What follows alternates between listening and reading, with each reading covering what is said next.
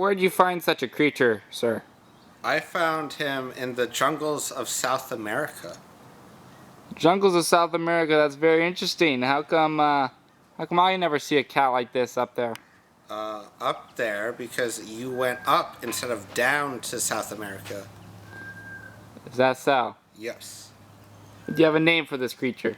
His name is Maurice. Maurice. Maurice. That's a good name. What do you think of it? He thinks it's amazing, don't you, buddy? Yeah, that cat's pretty fat for living in the wild. Because he doesn't live in the wild. I told you, I trained him, and he lives with my parents as their guard cat. What a beast.